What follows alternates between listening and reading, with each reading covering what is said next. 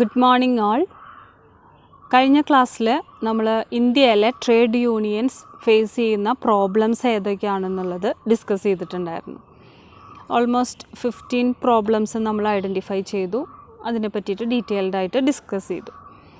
ഇനി ഇന്നത്തെ ക്ലാസ്സിൽ ഒരു ട്രേഡ് യൂണിയൻ എങ്ങനെയാണ് അതിൻ്റെ രജിസ്ട്രേഷൻ എങ്ങനെയാണ് നടത്തുന്നത്, എന്തെല്ലാം കാര്യങ്ങൾ അതിൽ ഇൻക്ലൂഡഡ് ആണ്, ഇതൊക്കെയാണ് ഇന്നത്തെ ക്ലാസ്സിൽ നമ്മൾ ഡിസ്കസ് ചെയ്യാൻ പോകുന്നത്. സോ ഇന്നത്തെ ഫസ്റ്റ് ടോപ്പിക് എന്ന് പറയുന്നത് രജിസ്ട്രേഷൻ ഓഫ് ട്രേഡ് യൂണിയൻ ആണ്. അതിൽ first one, any group of 7 or more persons can form a trade union. ഒരു ട്രേഡ് യൂണിയൻ ഫോം ചെയ്യണമെന്നുണ്ടെങ്കിൽ 7 അതിൽ കൂടുതലോ ആളുകൾ ചേർന്നായിരിക്കണം ഒരു ട്രേഡ് യൂണിയൻ രൂപീകരിക്കേണ്ടത്. Then no trade union of the workmen shall be registered unless at least 10% or 100, whichever is less, persons engaged or employed in the establishment or industry with which it is connected are the members of such trade union on the date of making application for registration. ഈ പോയിന്റിൽ പറയുന്നത്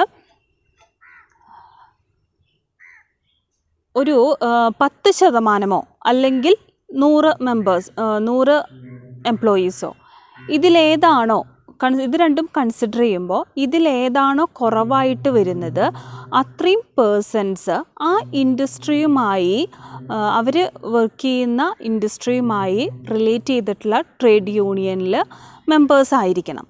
എന്നാൽ മാത്രമേ ആ ഒരു trade യൂണിയനെ നമുക്ക് register ചെയ്യാനായിട്ട് സാധിക്കുകയുള്ളൂ. അപ്പോൾ 2 പോയിന്റ് പറഞ്ഞു, 7 അതിൽ കൂടുതൽ ആളുകൾ ചേർന്നാണ് ഒരു ട്രേഡ് യൂണിയൻ രൂപീകരിക്കാനായിട്ട് സാധിക്കുക.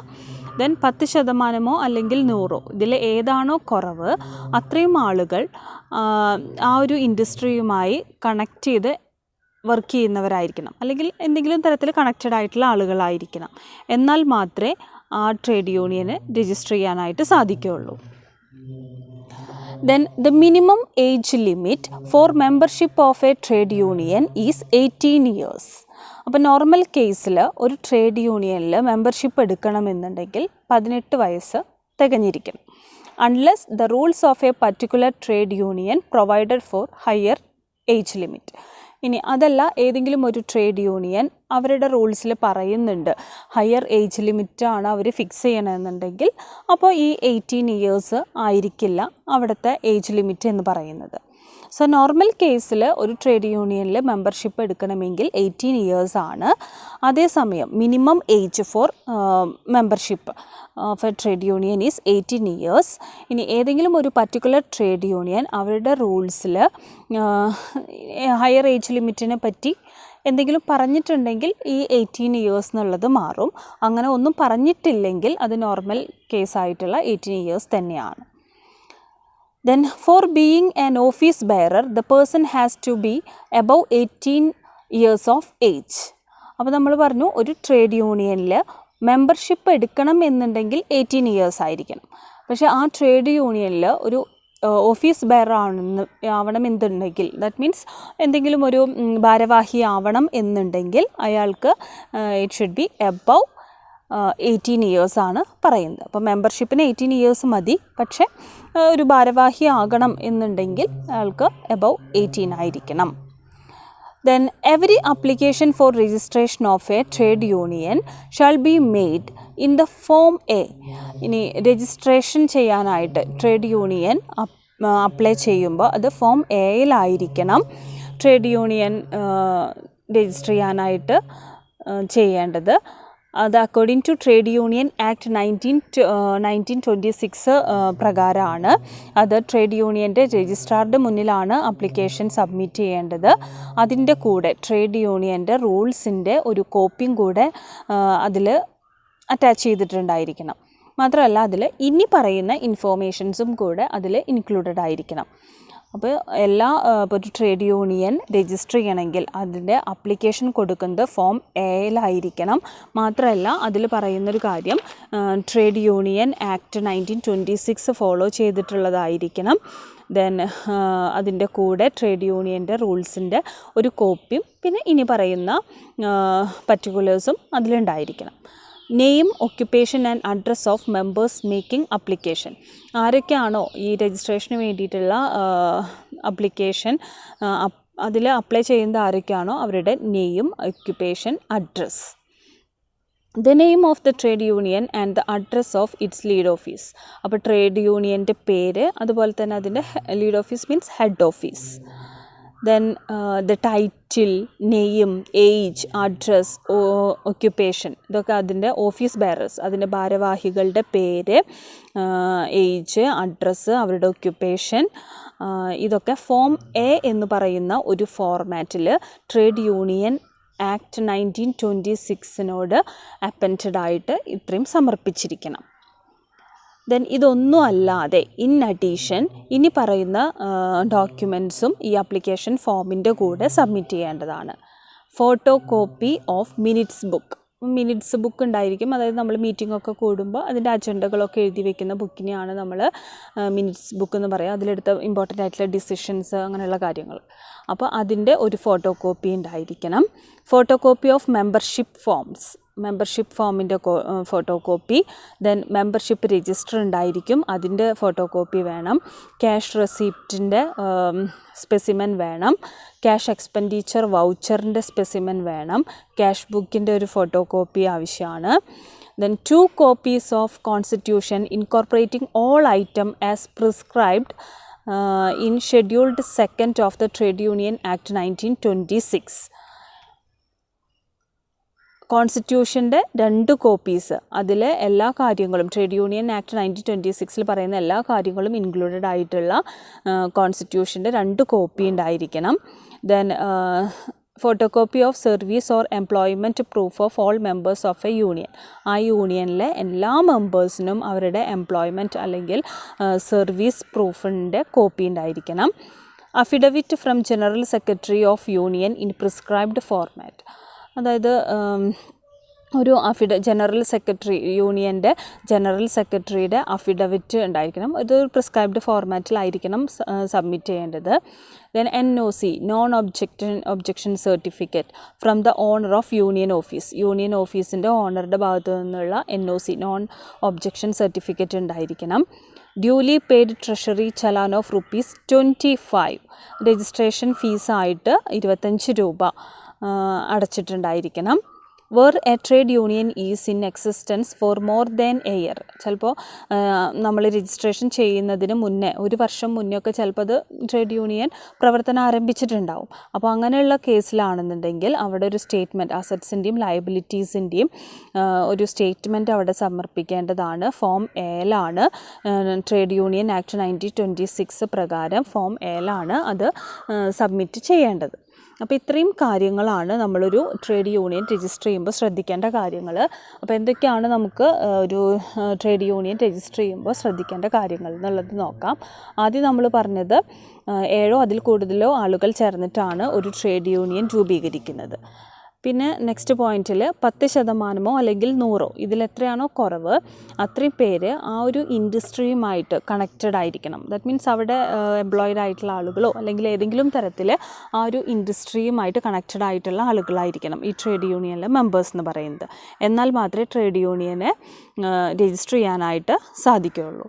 Then minimum age limit, trade യൂണിയനിൽ മെമ്പർഷിപ്പ് എടുക്കാനുള്ള മിനിമം ഏജ് ലിമിറ്റ് എന്ന് പറയുന്നത് 18 years ആണ്. അല്ലെങ്കിൽ അപ്പോൾ ഏതെങ്കിലും ഒരു പർട്ടിക്കുലർ ട്രേഡ് യൂണിയൻ അവരുടെ റൂളിൽ പറയുകയാണ് അവർക്ക് ഇത്രയും ഹയർ ഏജ് ലിമിറ്റ് വേണം എന്ന് പറയുകയാണെങ്കിൽ ആ ഏജ് ലിമിറ്റ് അറ്റൈൻ ചെയ്താലേ അവർക്ക് അവിടെ മെമ്പർഷിപ്പ് കിട്ടുള്ളൂ. ദെൻ നെക്സ്റ്റ് വൺ പറയുന്നത്, അപ്പോൾ ആ ഒരു ട്രേഡ് യൂണിയനിൽ ഒരു ഭാരവാഹി ആവണമെന്നുണ്ടെങ്കിൽ he should be a person of above 18 years. 18 വയസ്സിന് മുകളിലുള്ളവർക്ക് മാത്രമേ ട്രേഡ് യൂണിയൻ്റെ ഭാരവാഹികളാവാൻ സാധിക്കുകയുള്ളൂ. ദെൻ നെക്സ്റ്റ് വൺ പറയുന്നത്, ഇപ്പോൾ എല്ലാ രജിസ്ട്രേഷന് വേണ്ടിയിട്ടുള്ള ട്രേഡ് യൂണിയൻ്റെ അപ്ലിക്കേഷൻസൊക്കെ ഫോം എയിലാണ് തയ്യാറാക്കേണ്ടത്. ട്രേഡ് യൂണിയൻ ആക്ട് 1926 ചേർന്നിട്ടാണ് രജിസ്ട്രാർ ഓഫ് ട്രേഡ് യൂണിയനിൽ മുന്നിലാണ് ഇത് അപേക്ഷ സമർപ്പിക്കേണ്ടത്. അതിൻ്റെ ഒപ്പം ട്രേഡ് യൂണിയൻസിൻ്റെ റൂൾസ് ആൻഡ് സ്റ്റേറ്റ്മെൻറ്റ്സ് അതിൽ ഇനി പറയുന്ന കാര്യങ്ങളും കൂടെ ഇൻക്ലൂഡഡ് ആയിരിക്കണം. അതിൽ പറയുന്നത് അപ്ലൈ ചെയ്യുന്ന അതിലെ മെമ്പേഴ്സിൻ്റെ പേര്, അവരുടെ occupation and then address, name of trade union and address of head office, then title, name, age, address and occupation of the office bearers, അവരുടെ ഭാരവാഹികളുടെ പേര്, അതൊക്കെ ഫോം മേലായിരിക്കണം സമർപ്പിക്കേണ്ടത്. ട്രേഡ് യൂണിയൻ ആക്ട് 1926 കൂടി ആയിരിക്കണം. ഇനി ഇതൊന്നും അല്ലാതെ ആപ്ലിക്കേഷൻ ഫോമിൻ്റെ കൂടെ വേറെയും കുറച്ച് ഡീറ്റെയിൽസ് വേണം. അതായത് മിനിറ്റ്സ് ബുക്കിൻ്റെ ഫോട്ടോ കോപ്പി, ദെൻ മെമ്പർഷിപ്പ് ഫോമിൻ്റെ ഫോട്ടോ കോപ്പി, മെമ്പർഷിപ്പ് രജിസ്റ്ററിൻ്റെ ഫോട്ടോ കോപ്പി, ക്യാഷ് റെസിപ്റ്റിൻ്റെ specimen, then cash expenditure and വൗച്ചറിൻ്റെ സ്പെസിമെൻ വേണം, ക്യാഷ് ബുക്കിൻ്റെ ഫോട്ടോ കോപ്പി വേണം, കോൺസ്റ്റിറ്റ്യൂഷൻ്റെ 2 കോപ്പി ഉണ്ടായിരിക്കണം, എംപ്ലോയ്മെൻറ്റ് പ്രൂഫ്, എല്ലാ മെമ്പേഴ്സിൻ്റെയും എംപ്ലോയ്മെൻറ്റ് പ്രൂഫ് അല്ലെങ്കിൽ സർവീസ് പ്രൂഫിൻ്റെ കോപ്പി ഉണ്ടായിരിക്കണം. ദെൻ ഒരു അഫിഡവിറ്റ് മീൻസ് ജനറൽ സെക്രട്ടറിയുടെ കയ്യിൽ ഒരു പ്രിസ്ക്രൈബ്ഡ് ഫോർമാറ്റിൽ നിന്ന് ജനറൽ സെക്രട്ടറി ഇഷ്യൂ ചെയ്യുന്ന ഒരു അഫിഡവിറ്റ് ഉണ്ടായിരിക്കണം. ദെൻ യൂണിയൻ ഓഫീസിൻ്റെ ഓണറുടെ NOC ഉണ്ടാവണം. ട്രഷറി ചെല്ലാൻ രജിസ്ട്രേഷൻ ഫീസായിട്ട് 25 rupees അടച്ചിട്ടുണ്ടായിരിക്കണം. ഇനി ഏതെങ്കിലും ഒരു ട്രേഡ് യൂണിയൻ അത് രജിസ്റ്റർ ചെയ്യുന്നതിന് 1 year മുന്നേ തന്നെ പ്രവർത്തനം ആരംഭിച്ചിട്ടുണ്ടെങ്കിൽ അതിൽ ഒരു അസറ്റ്സ് ആൻഡ് ലയബിലിറ്റീസിൻ്റെ ഒരു സ്റ്റേറ്റ്മെൻറ്റ്സ് ഇൻക്ലൂഡഡ് ആയിരിക്കണം. ഫോം എയിലാണ് അത് പ്രിപ്പയർ ചെയ്യേണ്ടത് according to trade union act 1926. Then next our topic is rights and liabilities of trade unions in India. ഇന്ത്യയിലെ ട്രേഡ് യൂണിയൻസിൻ്റെ റൈറ്റ്സ്, അവരുടെ അവകാശങ്ങളും അവരുടെ ലയബിലിറ്റീസും അതേതൊക്കെയാണെന്നുള്ളത് നമുക്ക് ഡിസ്കസ് ചെയ്യാം. അതിൽ ഫസ്റ്റ് വൺ, ഒരു ട്രേഡ് യൂണിയൻ എന്ന് പറയുന്നത് ഒരു ബോഡി കോർപ്പറേറ്റ് ആയിട്ടാണ് നമ്മൾ രജിസ്റ്റർ ചെയ്യുന്നത്. എന്ത് പേരിലാണോ അത് രജിസ്റ്റർ ചെയ്യപ്പെട്ടിട്ടുള്ളത് ആ പേരിലുള്ള ഒരു ബോഡി കോർപ്പറേറ്റ് ആയിട്ടാണ് നമ്മൾ ആ ട്രേഡ് യൂണിയൻ രജിസ്റ്റർ ചെയ്യുന്നത്. അതിൽ ഇപ്പോൾ ഒരു ബോഡി കോർപ്പറേറ്റിൻ്റെ എല്ലാ ഫീച്ചേഴ്സും, ദാറ്റ് മീൻസ് പെർപ്പച്വൽ സക്സഷൻ ഉണ്ടായിരിക്കും, കോമൺ സീൽ, ഇതൊക്കെ ഇതിനും ഉണ്ടായിരിക്കും, ഈ ട്രേഡ് യൂണിയൻസിനും ഉണ്ടായിരിക്കും. അതുപോലെ തന്നെ മൂവബിൾ ആയിട്ടുള്ള അല്ലെങ്കിൽ ഇമ്മൂവബിൾ ആയിട്ടുള്ള പ്രോപ്പർട്ടീസൊക്കെ അക്വയർ ചെയ്യാനും അത് കൈവശം വയ്ക്കാനുമുള്ള റൈറ്റ് ഉണ്ട്. ദെൻ സ്വന്തം പേരിൽ എന്തെങ്കിലും ഒരു ഹർജി ഒക്കെ വരികയാണെന്നുണ്ടെങ്കിൽ അതും സ്വന്തം പേരിൽ തന്നെ നടത്താനുള്ള റൈറ്റ് ഉണ്ട്. അപ്പോൾ ഇത്രയും കാര്യങ്ങളാണ് ഫസ്റ്റ് പോയിന്റിൽ വരുന്നത്. ഫസ്റ്റ് പോയിന്റിൽ പറയുന്നത് ട്രേഡ് യൂണിയൻ ഒരു ബോഡി കോർപ്പറേറ്റ് ആയിട്ട് രജിസ്റ്റർ ചെയ്യപ്പെടുന്നുണ്ട്. ബോഡി കോർപ്പറേറ്റിൻ്റെ എന്ത് പേരിലാണോ അത് രജിസ്റ്റർ ചെയ്തിട്ടുള്ളത് അതേ സെയിം പേരിൽ തന്നെ അത് ഈ ട്രേഡ് യൂണിയൻ ഒരു ബോഡി കോർപ്പറേറ്റ് ആയിട്ട് രജിസ്റ്റർ ചെയ്യാം. ദെൻ അതിൽ പറയുന്ന പോലെ എല്ലാ ബോഡി കോർപ്പറേറ്റിനുള്ള പെർപ്പച്വൽ, അതിൻ്റെ ഫീച്ചേഴ്സാണ് പെർപ്പച്വൽ സക്സഷൻ എന്ന് പറയും, കോമൺ സീൽ എന്നൊക്കെ പറയും. അപ്പോൾ ഇങ്ങനെയുള്ള കാര്യങ്ങളൊക്കെ ഫീച്ചേഴ്സ് അതിലുണ്ടായിരിക്കണം. ദെൻ അത് മൂവബിൾ ആയിട്ടുള്ള അല്ലെങ്കിൽ ഇമ്മൂവബിൾ ആയിട്ടുള്ള പ്രോപ്പർട്ടീസൊക്കെ അക്വയർ ചെയ്യുന്നുണ്ട്. സ്വന്തം പേരിൽ എന്തെങ്കിലും ഹർജിയൊക്കെ ഹർജിക്കുള്ള നടപടികൾ എടുക്കാനുള്ള റൈറ്റ് ഉണ്ട്. ദെൻ രണ്ടാമത്തെ പോയിന്റിൽ പറയുന്നത് the general fund of a registered trade union shall not be spend on any other objects than mentioned in the act. അപ്പോൾ രജിസ്ട്രേഡ് യൂണിയന് ഒരു ജനറൽ ഫണ്ട് ഉണ്ടായിരിക്കും. അപ്പോൾ ആ ഫണ്ടിലുള്ള ക്യാഷ് ആക്റ്റിൽ പറയുന്ന കാര്യങ്ങൾക്കല്ലാതെ മറ്റൊരു കാര്യത്തിനും വേണ്ടി ഉപയോഗിക്കരുത്. A registered trade union may constitute a separate fund. Registered യൂണിയന് വേണമെങ്കിൽ ഒരു സെപ്പറേറ്റ് ഫണ്ട് അവർക്ക് രൂപീകരിക്കാം. അതിൽ കിട്ടുന്ന ആ ഫണ്ടിലേക്ക് കിട്ടുന്ന കോൺട്രിബ്യൂഷനിൽ നിന്നോ അല്ലെങ്കിൽ അതിൽ നിന്നും കിട്ടുന്ന ആ ഒരു നമ്മൾ കോൺട്രിബ്യൂട്ട് ചെയ്യുന്ന ഫണ്ട് അതിൽ നിന്നും പേയ്മെൻറ്റ്സ് നടത്താൻ പറ്റും. എങ്ങനെയാണെങ്കിൽ ഈ ട്രേഡ് യൂണിയനിലെ മെമ്പേഴ്സിൻ്റെ സിവിൽ ആയിട്ടുള്ള അല്ലെങ്കിൽ പൊളിറ്റിക്കൽ ഇൻട്രസ്റ്റിനെ പ്രൊമോട്ട് ചെയ്യാൻ വേണ്ടിയിട്ട് ഈ ഒരു ഫണ്ടിൽ നിന്നും അവർക്ക് പേയ്മെൻറ്റ് ചെയ്യാനായിട്ട് സാധിക്കും. ദെൻ നെക്സ്റ്റ് വൺ പറയുന്നത് no member shall be compelled to contribute to the fund constituted under subsection 2. നമ്മൾ പറഞ്ഞിട്ടുണ്ടായിരുന്നു ഒരു ട്രേഡ് യൂണിയൻ ഒരു ജനറൽ ഫണ്ട് രൂപീകരിക്കുന്നുണ്ട്. അപ്പോൾ ഈ ഒരു ഫണ്ടിലേക്ക് എല്ലാവരും കോൺട്രിബ്യൂട്ട് ചെയ്യണം എന്നുള്ളത് ഒരിക്കലും നമുക്ക് കമ്പൽ ചെയ്യാനായിട്ട്, മെമ്പേഴ്സിനെ കമ്പൽ ചെയ്യാനായിട്ട് സാധിക്കില്ല. ആ ഒരു എമൗണ്ടിൽ നിന്നും അവർ ഒരിക്കലും ആ ഒരു പൈസ, ഒരു എമൗണ്ട് ഫണ്ടിലേക്ക് കോൺട്രിബ്യൂട്ട് ചെയ്യാത്തതിൻ്റെ പേരിൽ ഒരു മെമ്പർ പോലും അല്ലെങ്കിൽ ഒരു എംപ്ലോയി പോലും അതിൻ്റെ ബെനിഫിറ്റ്സ് എൻജോയ് ചെയ്യാൻ പറ്റാതെ പോകരുത്. അതാണ് കൃത്യമായിട്ട് പറയുന്നത്. മറ്റുള്ള ട്രേഡ് യൂണിയൻസിന് എന്തെല്ലാം അഡ്വാൻറ്റേജസ് ഉണ്ടോ ആ എല്ലാ അഡ്വാൻറ്റേജസും ഏതിനും കിട്ടിയിരിക്കണം. ഈ ഒരു മെമ്പർക്ക്, അതായത് ഫണ്ടിലേക്ക് കോൺട്രിബ്യൂട്ട് ചെയ്യാത്ത മെമ്പർക്കും മറ്റുള്ളവരെ പോലെ തന്നെ എല്ലാ അവകാശങ്ങളും അയാൾക്കുള്ളതാണ്.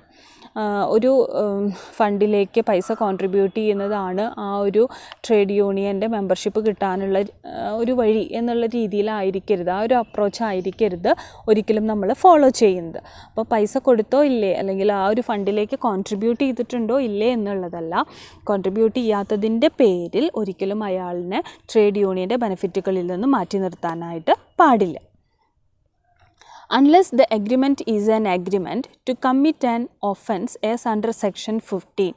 അണ്ടർ സെക്ഷൻ 15 പ്രകാരം എന്തെങ്കിലും ഒരു ഒഫൻസ് ചെയ്യാനല്ലാത്ത തരത്തിലുള്ള ഏതെങ്കിലും എഗ്രിമെൻ്റ് ഉണ്ട് എന്നുണ്ടെങ്കിൽ ട്രേഡ് യൂണിയൻ്റെ ഓഫീസ് ബെയറേഴ്സ് അവരൊരിക്കലും എന്തിന് ലയബിളായിരിക്കില്ല, അതിന് ലയബിളായിരിക്കില്ല. സോ ഈ ഒരു പോയിന്റിൽ പറയുന്നത് അണ്ടർ സെക്ഷൻ 15 പറയുന്ന പ്രകാരം ഏതെങ്കിലും ഒരു എഗ്രിമെൻറ്റ് എന്തെങ്കിലും ഒഫൻസ് ചെയ്യാനുള്ളൊരു എഗ്രിമെൻ്റ് അല്ലാതെ വരികയാണെന്നുണ്ടെങ്കിൽ അതിൽ ഓഫീസ് ബെയറേഴ്സിനോ മെമ്പേഴ്സിനോ ഒന്നും, ഈ രജിസ്ട്രേഡ് ട്രേഡ് യൂണിയൻ്റെ ഓഫീസ് ബെയറേഴ്സിനോ മെമ്പേഴ്സിനോ ഒന്നും പനിഷ് ചെയ്യാനുള്ള റൈറ്റ് ഇല്ല.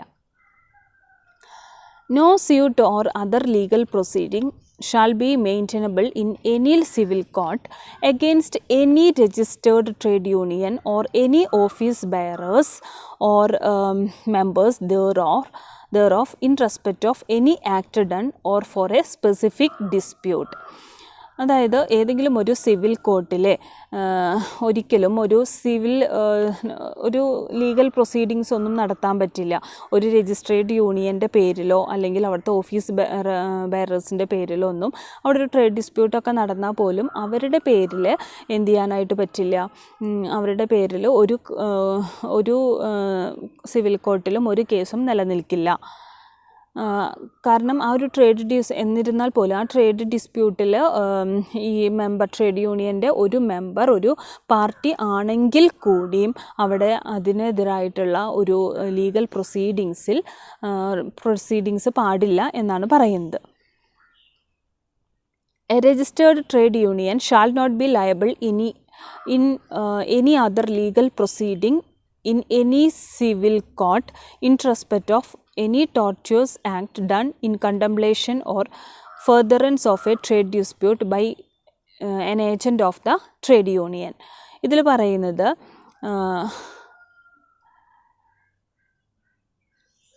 a registered trade union shall not be liable in any other legal proceedings in any civil court.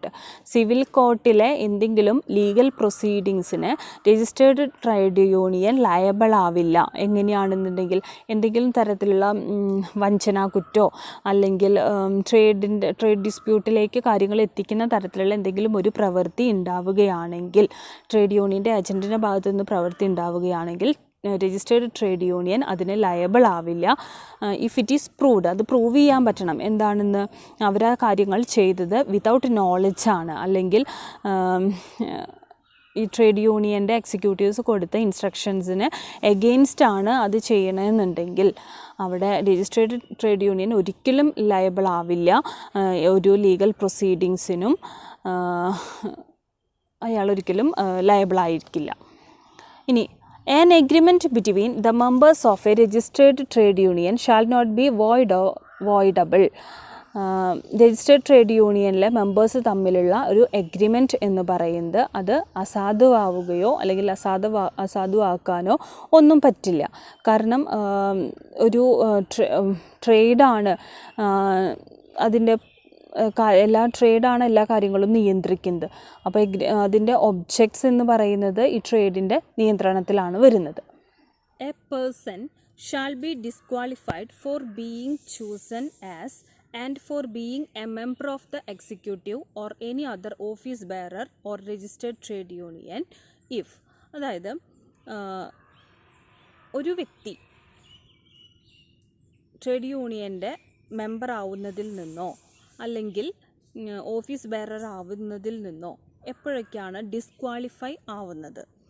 അതിൽ ഫസ്റ്റ് വൺ പറയുന്നത് he has not attained the age of 18 years. 18 years നമ്മൾ ആദ്യം പറഞ്ഞിരുന്നു membership കിട്ടണം എന്നുണ്ടെങ്കിൽ അയാൾക്ക് 18 വയസ്സ് തികയണം എന്ന് പറഞ്ഞിട്ടുണ്ടായിരുന്നു. അപ്പോൾ ഇവിടെ ഒരു മെമ്പർഷിപ്പിൽ നിന്നും ഡിസ്ക്വാളിഫൈഡ് ആവണമെന്നുണ്ടെങ്കിൽ രണ്ട് കാര്യങ്ങളാണ് പറയുന്നത്. ഒന്ന് മെയിനായിട്ട് പറയുന്നത് 18 ഇയേഴ്സ് ആയിട്ടില്ലെങ്കിൽ അയാൾ ഡിസ്ക്വാളിഫൈഡ് ആവും.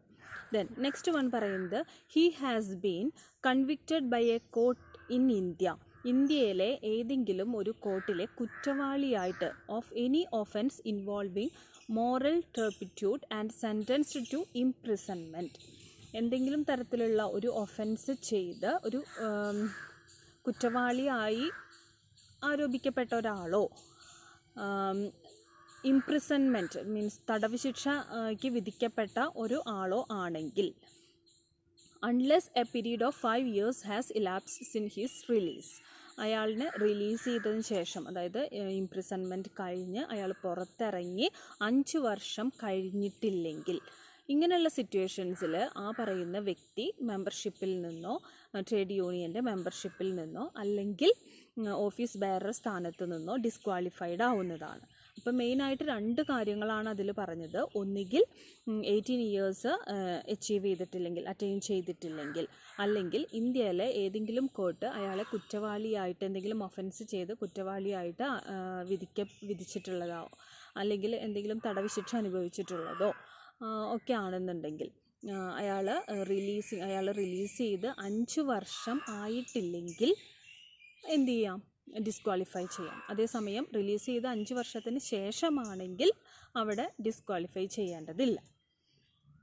ദെൻ നെക്സ്റ്റ് വൺ പറയുന്നത് not less then 1/2 of the total number of the office bearers of every registered trade union in an unrecognized sector shall be the persons actually engaged or employed in an industry with which the trade union is connected. Total number of office ബെയറേഴ്സിൻ്റെ total നമ്പറിൻ്റെ 1/2 of the number എന്ന് പറയുന്നത് അവർ ആ ഇൻഡസ്ട്രിയുമായിട്ട് ഒരു unrecognised സെക്ടറിൽ നിലനിൽക്കുന്ന ഒരു ഇൻഡസ്ട്രിയുമായിട്ട് ഏതെങ്കിലും തരത്തിൽ കണക്റ്റഡ് ആയിട്ടുള്ള ആളുകളായിരിക്കണം എന്നാണ് പറയുന്നത്. ദെൻ നെക്സ്റ്റ് വൺ പറയുന്നത് any registered trade union may with the consent of not less than 2/3 of the total number of members and subject to the provision of section 25 can change their name. ഏതൊരു registered യൂണിയനും അവരുടെ total number of മെമ്പേഴ്സിൻ്റെ 1/3 കുറയാത്ത ആളുകളുടെ കൺസെൻറ്റോടു കൂടി section 25 പറയുന്ന provisions ഒക്കെ follow ചെയ്തുകൊണ്ട് അവർക്ക് എന്ത് ചെയ്യാം? ഈ രജിസ്റ്റേർഡ് ട്രേഡ് യൂണിയൻ്റെ പേര് മാറ്റാനായിട്ട് സാധിക്കും. ദെൻ നെക്സ്റ്റ് വൺ പറയുന്നത് any 2 or more registered trade union may become amalgamated together. 2 അതിൽ കൂടുതലോ രജിസ്റ്റേർഡ് യൂണിയൻ വേണമെങ്കിൽ എന്ത് ചെയ്യാം? അമാൽഗമേറ്റ് ചെയ്യാം, രണ്ടും കൂടെ കൂടിച്ചേരാം. ആസ് 1 ട്രേഡ് യൂണിയൻ, ഒരു ട്രേഡ് യൂണിയനായിട്ട് കൂടിച്ചേരാം. With or without the dissolution, അത് ഡിസൊല്യൂഷനോട് കൂടിയോ അല്ലാതെയോ ആവാം. അല്ലെങ്കിൽ ഈ ട്രേഡ് യൂണിയൻ്റെ ഫണ്ട് ഡിവൈഡ് ചെയ്തിട്ടോ അല്ലാതെയോ, ഇതിലേത് വേണമെങ്കിലും ആവാം. അതിൽ പറയുന്നുണ്ട് the votes of at least 1/2 of the members of each or every such trade union. ഇതിലേതെങ്കിലും ഒരു ട്രേഡ് യൂണിയൻ്റെയോ അല്ലെങ്കിൽ എല്ലാ ട്രേഡ് യൂണിയൻ്റെയോ അതിൽ 1/2 ഓഫ് ദ മെമ്പേഴ്സിൻ്റെ വോട്ട്, അവർ ഹാഫ് മെമ്പേഴ്സിൻ്റെ വോട്ട് എന്ത് ചെയ്തിട്ടുണ്ടായിരിക്കണം, റെക്കോർഡ് ചെയ്യപ്പെട്ടിട്ടുണ്ടായിരിക്കണം. മാത്രമല്ല അതിൽ 60% ആളുകളുടെ വോട്ടും ഏതെങ്കിലും ഒരു പ്രൊപ്പോസലിനെ ഫേവർ ചെയ്തുകൊണ്ടായിരിക്കണം. അപ്പോൾ ഇതിൽ പറയുന്നത് അമാൽഗമേഷൻ പോസിബിൾ ആണ്, രണ്ടോ അതിൽ കൂടുതലോ ട്രേഡ് യൂണിയൻസ് അമാൽഗമേറ്റ് ചെയ്യാം with or without the dissolution അല്ലെങ്കിൽ division of fund of the trade union. പക്ഷേ അതിൽ പറയുന്നത് ഇതിൽ ടോട്ടൽ ഏതെങ്കിലും ഒരു ട്രേഡ് യൂണിയൻ്റെയോ അല്ലെങ്കിൽ എല്ലാ ട്രേഡ് യൂണിയൻസിൻ്റെയോ ടോട്ടൽ നമ്പേഴ്സിൻ്റെ ഹാഫ് മെമ്പേഴ്സ് എങ്കിലും അവരുടെ വോട്ട് രേഖപ്പെടുത്തിയിരിക്കണം. അതിൽ 60% ഫേവറബിൾ ആയിട്ടുള്ള ആ പ്രപ്പോസലിന് ഫേവറബിൾ ആയിട്ട് vote രേഖപ്പെടുത്തിയിട്ടുണ്ടാവണം. In the case of dissolution, a notice of dissolution signed by the secretary and 7 members of the trade union should be sent to the registrar of the trade union within 14 days from the date of dissolution of the trade union. ഇനി അവിടെ dissolution സംഭവിക്കുകയാണെന്നുണ്ടെങ്കിൽ ഡിസൊല്യൂഷൻ്റെ notice സെക്രട്ടറിയും അതുപോലെ തന്നെ ഈ trade യൂണിയനിലെ 7 മെമ്പേഴ്സും sign ചെയ്ത് അത് trade യൂണിയൻ്റെ രജിസ്ട്രാർക്ക് send ചെയ്തിട്ടുണ്ടായിരിക്കണം. ആ ഡിസൊല്യൂഷൻ നടന്ന് വിതിൻ 14 ഡേയ്സിൻ്റെ ഉള്ളിൽ രജിസ്ട്രാർ ഓഫ് ട്രേഡ് യൂണിയന് അത് സെൻഡ് ചെയ്തിട്ടുണ്ടായിരിക്കണം. അപ്പോൾ അതൊക്കെ നോക്കിയിട്ട് രജിസ്ട്രാർ ആ ഡിസൊല്യൂഷൻ്റെ എല്ലാ പ്രൊസീജിയേഴ്സിലും സാറ്റിസ്ഫൈഡ് ആണെന്നുണ്ടെങ്കിൽ എല്ലാ പ്രൊവിഷൻസും റൂൾസൊക്കെ കറക്റ്റായിട്ട് ഫോളോ ചെയ്തിട്ടുണ്ട് എന്ന് സാറ്റിസ്ഫൈഡ് ആവുകയാണെന്നുണ്ടെങ്കിൽ ആ ഡിസൊല്യൂഷൻ രജിസ്ട്രാർ കൺഫേം ചെയ്യും. എന്നിട്ട് അതിൻ്റെ ഫണ്ട് ഈ രജിസ്ട്രാർ അതിലെ മെമ്പേഴ്സിന് അതെന്ത് ചെയ്യുകയാണ് ചെയ്യുക, ഡിവൈഡ് ചെയ്ത് കൊടുക്കുകയാണ്. ട്രേഡ് യൂണിയൻ ഈ ഡിസ്ട്രിബ്യൂഷൻ ഓഫ് ഫണ്ടിനെ പറ്റി എന്തെങ്കിലും തരത്തിലുള്ള റൂൾസ് മെൻഷൻ ചെയ്തിട്ടുണ്ടെങ്കിൽ അത് പ്രകാരമായിരിക്കും. അല്ലെങ്കിൽ രജിസ്ട്രാർ അതിൻ്റെ ആ ഫണ്ടിൻ്റെ എമൗണ്ട് ഡിവൈഡ് ചെയ്ത് മെമ്പേഴ്സിന് ഡിസ്ട്രിബ്യൂട്ട് ചെയ്യുകയാണ് ചെയ്യുന്നത്. Every registered trade union will prepare a general statement. എല്ലാ രജിസ്റ്റേർഡ് ട്രേഡ് യൂണിയനും ഒരു ജനറൽ സ്റ്റേറ്റ്മെൻറ്റ് അസറ്റ്സിൻ്റെയും ലയബിലിറ്റീസിൻ്റെയും ഒരു സ്റ്റേറ്റ്മെൻറ്റ് പ്രിപ്പയർ ചെയ്യണം. അത് ആസ് ഓൺ 31st ഡിസംബറിലാണ് ചെയ്യുന്നത്. സ്റ്റേറ്റ്മെൻറ്റ് രജിസ്ട്രാർക്ക് അയച്ചു കൊടുക്കണം. അതിൻ്റെ കൂടെ തന്നെ ചിലപ്പോൾ നമ്മൾ ഓഫീസ് ബെയറേഴ്സൊക്കെ മാറിയിട്ടുണ്ടാവും. അപ്പോൾ അവരുടെ പേരും ഒക്കെ കൂടെ അറ്റാച്ച് ചെയ്തിട്ടായിരിക്കണം ഈ സ്റ്റേറ്റ്മെൻറ്റ് രജിസ്ട്രാർക്ക് സെൻഡ് ചെയ്ത് കൊടുക്കേണ്ടത്. Then the account book of a registered trade union and the list of members thereof shall be open to inspection. ഇനി ഈ ട്രേഡ് യൂണിയൻ്റെ ബുക്സ് ഓഫ് അക്കൗണ്ട്സ് ഉണ്ട്, അത് എപ്പോഴും ഓപ്പൺ ആയിരിക്കണം. അതായത് ആർക്ക് വേണമെങ്കിലും അത് ചെക്ക് ചെയ്യാനായിട്ട് സാധിക്കണം. അതിലുള്ള മെമ്പേഴ്സ് ട്രേഡ് യൂണിയൻ്റെ മെമ്പേഴ്സിന് എപ്പോൾ വേണമെങ്കിലും അത് ചെക്ക് ചെയ്യാനായിട്ട് സാധിക്കണം. അല്ലെങ്കിൽ ഓഫീസ് ബെയറേഴ്സിനാണെങ്കിലും അത് ചെക്ക് ചെയ്യാനായിട്ട് സാധിക്കണം. Then a registered trade union should send to the registrar a properly audited annual statements of all receipts and expenditure in the prescribed form with the prescribed time. Registered trade union രജിസ്ട്രാർക്ക് അവരുടെ audited annual statement, അതായത് എല്ലാ റെസീപ്റ്റ്സും എക്സ്പെൻഡിച്ചറും ഒക്കെ ഒരു prescribed ഫോർമാറ്റിൽ ചെയ്തിട്ടുള്ള ഒരു audited annual statements ഒരു പ്രിസ്ക്രൈബ്ഡ് ടൈമിൻ്റെ ഉള്ളിൽ തന്നെ അത് രജിസ്ട്രാർക്ക് സെൻഡ് ചെയ്ത് കൊടുത്തിട്ടുണ്ടായിരിക്കണം. Then a copy of every alteration done in the rules of registered trade union shall be intimated to the registrar. ഇനി നമ്മളുടെ ഒരു രജിസ്റ്റേർഡ് ട്രേഡ് യൂണിയൻ്റെ റൂൾസിൽ എന്തെങ്കിലും ഓൾട്രേഷൻസ് നമ്മൾ വരുത്തിയിട്ടുണ്ടെങ്കിൽ അത് ആ ഒരു ഓൾട്രേഷൻ എപ്പോഴാണോ നമ്മൾ കണ്ടക്ട് ചെയ്തത് ആ ഓൾട്രേഷൻ ചെയ്ത് വിതിൻ 15 ഡേയ്സിൻ്റെ ഉള്ളിൽ രജിസ്ട്രാറിന് അത് ഇൻറ്റിമേറ്റ് ചെയ്തിരിക്കണം. അതിനെ പറ്റിയിട്ടുള്ള സൂചന കൊടുത്തിട്ടുണ്ടാവണം.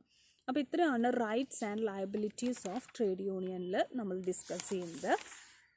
അപ്പോൾ rights and liabilities of trade union in India, അതിൽ ഫസ്റ്റ് നമ്മൾ പറഞ്ഞു ഒരു ട്രേഡ് യൂണിയൻ ഒരു ബോഡി കോർപ്പറേറ്റ് ആയിട്ട് ഏത് പേരിലാണോ അത് രജിസ്റ്റർ ചെയ്യപ്പെട്ടിട്ടുള്ളത് ആ പേരിൽ തന്നെ ഒരു ബോഡി കോർപ്പറേറ്റ് ആയിട്ട് രജിസ്റ്റർ ചെയ്യാൻ പറ്റും. ഒരു ബോഡി കോർപ്പറേറ്റിൻ്റെ എല്ലാ ഫീച്ചേഴ്സും നമുക്കറിയാം. എന്തൊക്കെയാണ് സാധാരണ പെർപ്പച്വൽ സക്സഷൻ, അതുപോലെ കോമൺ സീൽ, ഇതൊക്കെ ഏതിനും ഉണ്ടായിരിക്കും, ഒരു ട്രേഡ് യൂണിയനും ഉണ്ടായിരിക്കും. മാത്രമല്ല മൂവബിൾ ആയിട്ടുള്ള ഇമ്മൂവബിൾ ആയിട്ടുള്ള പ്രോപ്പർട്ടീസൊക്കെ അവർക്ക് അക്വയർ ചെയ്യാനും അത് കൈവശം വയ്ക്കാനുള്ള റൈറ്റ് ഉണ്ട്. അതിന് സ്വന്തം പേരിൽ എന്തെങ്കിലും ലീഗൽ പ്രൊസീഡിങ്സൊക്കെ നടത്താനുള്ള റൈറ്റും ഉണ്ട്. ദെൻ രണ്ടാമത്തെ പോയിന്റിൽ നമ്മൾ പറഞ്ഞത് രജിസ്റ്റേർഡ് ട്രേഡ് യൂണിയൻ്റെ ജനറൽ ഫണ്ട് എന്ന് പറയുന്നത് ആ ഒരു ആക്റ്റിൽ ട്രേഡ് യൂണിയൻ ആക്റ്റിൽ മെൻഷൻ ചെയ്തിട്ടുള്ള കാര്യങ്ങൾക്ക് മാത്രമേ അത് യൂട്ടിലൈസ് ചെയ്യാനായിട്ട് പാടുള്ളൂ. അല്ലാത്ത കാര്യങ്ങൾക്ക് ഈ ജനറൽ ഫണ്ടിൽ നിന്നുള്ള എമൗണ്ട് യൂട്ടിലൈസ് ചെയ്യാനായിട്ട് പാടില്ല. ദെൻ തേർഡ് വൺ പറയുന്നത് ഒരു രജിസ്റ്റേർഡ് ട്രേഡ് യൂണിയൻ ഒരു സെപ്പറേറ്റ് ഫണ്ട് അവർ രൂപീകരിക്കുന്നുണ്ടായിരിക്കും. അപ്പോൾ ആ ഫണ്ടിലേക്ക് അവർക്ക് കിട്ടിയിട്ടുള്ള കോൺട്രിബ്യൂഷനിൽ നിന്നും അതിലെ മെമ്പേഴ്സിൻ്റെ സിവിക് അതുപോലെ തന്നെ പൊളിറ്റിക്കൽ ഇൻട്രസ്റ്റിനെ പ്രൊമോട്ട് ചെയ്യാൻ വേണ്ടി അവർക്ക് അതിൽ നിന്നും പേയ്മെൻറ്റ് നടത്താം. ദെൻ നെക്സ്റ്റ് വൺ പറയുന്നത് ഇപ്പോൾ നമ്മൾ പറഞ്ഞ ഒരു ഫണ്ടുണ്ട്, ആ ഒരു ട്രേഡ് യൂണിയൻ രൂപീകരിക്കുന്ന ഒരു ഫണ്ടുണ്ട്. ആ ഫണ്ടിലേക്ക് മെമ്പേഴ്സ് കോൺട്രിബ്യൂട്ട് ചെയ്യാറുണ്ട്. പക്ഷേ ഒരിക്കലും അത് കമ്പൽ ചെയ്ത് ഒരു മെമ്പറിനെ കൊണ്ടും അതിലേക്ക് കോൺട്രിബ്യൂട്ട് ചെയ്യാൻ പാടില്ല, കോൺട്രിബ്യൂട്ട് ചെയ്യിപ്പിക്കാനായിട്ട് പാടില്ല. മാത്രമല്ല അതിൽ ഈ ഫണ്ടിലേക്ക് കോൺട്രിബ്യൂട്ട് ചെയ്യുക എന്നുള്ളത് ആ ട്രേഡ് യൂണിയൻ്റെ അഡ്മിഷനുള്ള ഒരു ക്രൈറ്റീരിയ ആയിട്ട് ഒരിക്കലും വയ്ക്കാനായിട്ട് പാടില്ല. മറ്റുള്ള കോൺട്രിബ്യൂട്ട് ചെയ്തിട്ടുള്ള ഒരു മെമ്പർക്ക് എന്തൊക്കെ അഡ്വാൻറ്റേജ് കിട്ടുന്നുണ്ടോ, എന്തൊക്കെ പ്രിവിലേജ് കിട്ടുന്നുണ്ടോ അതൊക്കെ ആ ഫണ്ടിലേക്ക് കോൺട്രിബ്യൂട്ട് ചെയ്യാത്ത ഒരു മെമ്പർക്കും കിട്ടിയിരിക്കണം. ദെൻ നെക്സ്റ്റ് വൺ പറയുന്നത് സെക്ഷൻ 15 ഒരു ഒഫൻസ് കമ്മിറ്റ് ചെയ്യാനുള്ള ഒരു എഗ്രിമെൻ്റ് അല്ല എന്നുണ്ടെങ്കിൽ ഓഫീസേഴ്സോ അല്ലെങ്കിൽ ആ രജിസ്റ്റേർഡ് ട്രേഡ് യൂണിയൻ്റെ മെമ്പേഴ്സോ ഒരു തരത്തിലുള്ള പനിഷ്മെൻറ്റിനും ലയബിളായിരിക്കില്ല. ദെൻ നെക്സ്റ്റ് വൺ പറയുന്നത് ഏതെങ്കിലും തരത്തിലുള്ള ഒരു ട്രേഡ് ഡിസ്പ്യൂട്ട് വരികയാണെങ്കിൽ അതിൽ ആ ട്രേഡ് യൂണിയനിലെ മെമ്പർ ഒരു പാർട്ടിയായിട്ട് വരികയാണെങ്കിൽ കൂടിയും അങ്ങനെയുള്ള ലീഗൽ പ്രൊസീഡിങ്സിലൊന്നും ഒരു സിവിൽ കോർട്ടിലും ഈ രജിസ്റ്റേർഡ് ട്രേഡ് യൂണിയൻ എഗെയിൻസ്റ്റ് ആയിട്ടൊരു ലീഗൽ പ്രൊസീഡിങ്സ് അവിടെയൊന്നും ഒരു സിവിൽ കോർട്ടിലും നിലനിൽക്കില്ല. ദെൻ നെക്സ്റ്റ് വൺ പറയുന്നത് സിവിൽ കോർട്ടിൽ എന്തെങ്കിലും തരത്തിലുള്ള ട്രേഡ് ഡിസ്പ്യൂട്ട് അതിൻ്റെ ഒരു മെമ്പറായിട്ട് ആരെങ്കിലും ട്രേഡ് ഡിസ്പ്യൂട്ടിൽ ഏതെങ്കിലും ട്രേഡ് യൂണിയനിലെ മെമ്പേഴ്സ് ഒരു ഭാഗമായിട്ട് വരികയാണെന്നുണ്ടെങ്കിൽ അതിനൊന്നും ഒരു രജിസ്റ്റേർഡ് ട്രേഡ് യൂണിയൻ ലയബിളാവില്ല. പക്ഷേ അവിടെ ഒരു കാര്യം പ്രൂവ് ചെയ്യാനായിട്ട് പറ്റണം, അതായത് ഇത് ഈ ട്രേഡ് യൂണിയൻ്റെ അറിവോടുകൂടിയും അതുപോലെ തന്നെ അതിലെ എക്സിക്യൂട്ടീവ്സിൻ്റെ ഇൻസ്ട്രക്ഷൻ പ്രകാരവുമല്ല ഈ ട്രേഡ് ഡിസ്പ്യൂട്ടിൻ്റെ ഭാഗമായിട്ടുള്ളത് എന്ന് അവിടെ പ്രൂവ് ചെയ്യാനായിട്ട് സാധിക്കണം. ദെൻ നെക്സ്റ്റ് വൺ പറയുന്നത് ഒരു ട്രേഡ് യൂണിയൻ്റെ അഗ്രിമെൻറ്റ് സാധുവാകുകയോ അസാധുവാവുകയോ ചെയ്യുന്നില്ല എങ്ങനെയാണെന്നുണ്ടെങ്കിൽ ആ എഗ്രിമെൻറ്റിലെ ഒബ്ജക്ട്സ്, കാരണം ആ എഗ്രിമെൻറ്റിലെ ഒബ്ജക്ട്സ് എന്ന് പറയുന്നത് ട്രേഡിൻ്റെ നിയന്ത്രണത്തിലാണ് വരുന്നത്. ദെൻ നെക്സ്റ്റ് വൺ പറയുന്നത് ഒരു വ്യക്തി അതിൻ്റെ മെമ്പർഷിപ്പിൽ നിന്നോ അല്ലെങ്കിൽ ഓഫീസ് ബെയറർ സ്ഥാനത്ത് നിന്നോ ഡിസ്ക്വാളിഫൈ ആകും. എങ്ങനെയാണെങ്കിൽ 18 ഇയേഴ്സ് അറ്റൈൻ ചെയ്തിട്ടില്ലെങ്കിൽ, അതുപോലെ തന്നെ ഇന്ത്യയിലെ ഏതെങ്കിലും കോർട്ട് അയാളെ കുറ്റവാളിയായിട്ട് വിധിക്കുകയോ അല്ലെങ്കിൽ അയാൾ തടവ് ശിക്ഷ അനുഭവിക്കുകയോ തടവ് ശിക്ഷ കഴിഞ്ഞിറങ്ങി 5 വർഷം കഴിയാതിരിക്കുകയോ ചെയ്യുമ്പോൾ അയാൾ അതിൽ നിന്ന് ഡിസ്ക്വാളിഫൈഡ് ആവും. ദെൻ ടോട്ടൽ ഓഫീസ് ബെയറേഴ്സിൻ്റെ എല്ലാ രജിസ്റ്റേർഡ് ട്രേഡ് യൂണിയൻ്റെയും ടോട്ടൽ ഓഫീസ് ബെയറേഴ്സിൻ്റെ പകുതിയോളം പേര് അൺഓർഗനൈസ്ഡ് സെക്ടറിൽ ആ ഒരു ഇൻഡസ്ട്രിയുമായിട്ട് ഏതെങ്കിലും തരത്തിൽ കണക്റ്റഡ് ആയിട്ടുള്ള ആളുകളായിരിക്കണം. ദെൻ നെക്സ്റ്റ് വൺ പറയുന്നത് ഏതൊരു രജിസ്റ്റേർഡ് ട്രേഡ് യൂണിയനും ആ ടോട്ടൽ മെമ്പേഴ്സിൻ്റെ 1/3 കുറയാത്ത ആളുകളുടെ കൺസെൻറ്റോടുകൂടി സെക്ഷൻ 25 പ്രൊവിഷൻസിന് വിധേയമായിക്കൊണ്ട് അവർക്ക് എന്ത് ചെയ്യാം, അവരുടെ ട്രേഡ് യൂണിയൻ്റെ നെയിം ചേഞ്ച് ചെയ്യാനായിട്ട് സാധിക്കും. ദെൻ നെക്സ്റ്റ് വൺ പറയുന്നത് 2 അതിൽ കൂടുതലോ ട്രേഡ് യൂണിയൻസിന് അമാൽഗമേറ്റ് ചെയ്യാം, ഒരുമിച്ച് അമാൽഗമേറ്റ് ചെയ്യാനായിട്ട് സാധിക്കും വിത്ത് or without the dissolution or division of the fund of such trade union either of any of them. അതിലുള്ള ഒരു ട്രേഡ് യൂണിയനോ അല്ലെങ്കിൽ ഈ ട്രേഡ് യൂണിയനിലെ എല്ലാവരും ആ ഫണ്ട് ഡിവൈഡ് ചെയ്യാതിരിക്കുകയോ ചെയ്യുമ്പോൾ. പക്ഷേ അതിലൊരു കേസ് പറയുന്നുണ്ട്, അതിൽ പകുതി പേരെങ്കിലും വോട്ട് രേഖപ്പെടുത്തിയിരിക്കണം. മാത്രമല്ല അതിൽ തന്നെ 60% ആളുകളും ആ പ്രപ്പോസലിന് ഫേവറബിൾ ആയിട്ടായിരിക്കണം വോട്ട് രേഖപ്പെടുത്തിയിട്ടുണ്ടായിരിക്കേണ്ടത്. ഇനി ഇൻ ദ കേസ് ഓഫ് ഡിസൊല്യൂഷൻ്റെ ഒരു കാര്യം പറയുകയാണെന്നുണ്ടെങ്കിൽ ഒരു നോട്ടീസ് ഓഫ് ഡിസൊല്യൂഷൻ അതിൻ്റെ സെക്രട്ടറിയും 7 മെമ്പേഴ്സും സൈൻ ചെയ്ത് അത് ട്രേഡ് യൂണിയൻ്റെ രജിസ്ട്രാർക്ക് ഡിസൊല്യൂഷൻ നടന്ന് വിതിൻ 14 ഡേയ്സിൽ സെൻഡ് ചെയ്ത് കൊടുത്തിട്ടുണ്ടായിരിക്കണം. ദെൻ രജിസ്ട്രാർ അതൊക്കെ ചെക്ക് ചെയ്ത് അതിൻ്റെ എല്ലാ പ്രൊവിഷൻസും റൂൾസൊക്കെ സാറ്റിസ്ഫൈഡ് ആവുകയാണെങ്കിൽ ആ ഡിസൊല്യൂഷൻ രജിസ്ട്രാർ കൺഫേം ചെയ്യും. ദെൻ രജിസ്ട്രാർ ആ ഫണ്ട് ഡിവൈഡ് ചെയ്ത് അതിൻ്റെ മെമ്പേഴ്സിന് കൊടുക്കുകയാണ്. ഇനി ട്രേഡ് യൂണിയൻ്റെ റൂൾസിൽ മറ്റെന്തെങ്കിലും തരത്തിൽ പറഞ്ഞിട്ടുണ്ടെങ്കിൽ അത് പ്രകാരം, ഇല്ലാന്നുണ്ടെങ്കിൽ ഈ ഫണ്ട് ഡിസ്ട്രിബ്യൂട്ട് ചെയ്യുകയാണ് ചെയ്യുക. ദെൻ നെക്സ്റ്റ് പറയുന്നത് എല്ലാ രജിസ്റ്റേർഡ് ട്രേഡ് യൂണിയനും അവരുടെ അസറ്റ്സിൻ്റെയും ലയബിലിറ്റീസിൻ്റെയും ഒരു സ്റ്റേറ്റ്മെൻറ്റ് പ്രിപ്പയർ ചെയ്യണം as on 31st December. Then statement രജിസ്ട്രാർക്ക് സെൻഡ് ചെയ്ത് കൊടുക്കുക. അതിൽ ഏതെങ്കിലും ഓഫീസ് ബെയറേഴ്സിനെയൊക്കെ ചേഞ്ച് ചെയ്തിട്ടുണ്ടെങ്കിൽ അതടക്കം മെൻഷൻ ചെയ്തിട്ടാണ് രജിസ്ട്രാർക്ക് സെൻഡ് ചെയ്യേണ്ടത്. ദെൻ നെക്സ്റ്റ് വൺ പറയുന്നത് അക്കൗണ്ട്സ് ഓഫ് ബുക്ക്. ട്രേഡ് യൂണിയൻ്റെ ബുക്സ് ഓഫ് അക്കൗണ്ട്സ് എപ്പോഴും ഓപ്പൺ ആയിരിക്കണം. മെമ്പേഴ്സിനാണെന്നുണ്ടെങ്കിലും ഓഫീസ് ബെയറേഴ്സിനാണെങ്കിലും അത് എപ്പോഴും ഓപ്പൺ ആയിട്ടിരിക്കണം. രജിസ്റ്റേർഡ് ട്രേഡ് യൂണിയൻ രജിസ്ട്രാർക്ക് ഒരു ഓഡിറ്റഡ് ആനുവൽ സ്റ്റേറ്റ്മെൻറ്റ്സ്, എല്ലാ റെസിപ്റ്റ്സും എക്സ്പെൻഡിച്ചറും ഒക്കെ ഇൻക്ലൂഡഡ് ആയിട്ടുള്ള ഒരു ഓഡിറ്റഡ് ആനുവൽ സ്റ്റേറ്റ്മെൻറ്റ്സ് ഒരു പ്രിസ്ക്രൈബ്ഡ് ഫോർമാറ്റിൽ പ്രിസ്ക്രൈബ്ഡ് ടൈമിൽ രജിസ്ട്രാർക്ക് സെൻഡ് ചെയ്തിട്ടുണ്ടാവണം. ദെൻ ലാസ്റ്റ് വൺ പറയുന്നത് എന്തെങ്കിലും ഒരു ഓൾട്രേഷൻ നമ്മൾ വരുത്തുമ്പോൾ ആ ഓൾട്രേഷൻ നടത്തി വിതിൻ 15 days ആ ഓൾട്രേഷൻ നടത്തിയ വിവരം ട്രേഡ് യൂണിയൻ രജിസ്ട്രാറിനെ അറിയിച്ചിട്ടുണ്ടായിരിക്കണം. സോ ഇത്രയാണ് നമുക്ക് rights and liabilities of trade union in ഇന്ത്യയിൽ ഡിസ്കസ് ചെയ്യാനുള്ളത്. അപ്പോൾ പഠിക്കാൻ കുറച്ച് ബുദ്ധിമുട്ടാണ്, കുറച്ച് ലോയും കൂടെ ഉള്ളൊരു ഭാഗമാണ്. സോ നമ്മൾ വായിച്ച് നന്നായി 2-3 തവണ വായിച്ച് അർത്ഥം മനസ്സിലാക്കി ഓൺ വേർഡ്സിൽ എഴുതുകയാണെങ്കിൽ അത്ര ബുദ്ധിമുട്ടുണ്ടാവില്ല. So that's for today. Thank U.